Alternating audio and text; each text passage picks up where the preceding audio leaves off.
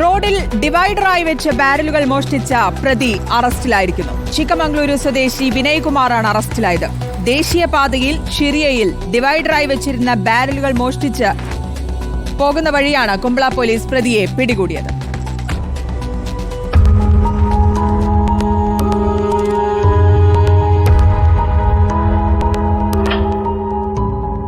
കഴിഞ്ഞ ദിവസമാണ് കേസിനാസ്പദമായ സംഭവം.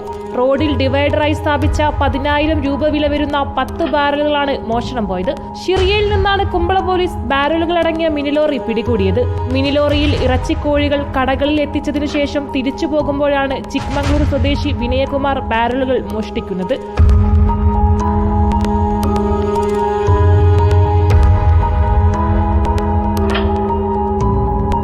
അതേസമയം ഒട്ടേറെ സ്ഥലങ്ങളിൽ നിന്നായി ബാരലുകൾ മോഷണം പോകുന്നത് പതിവായിരുന്നു.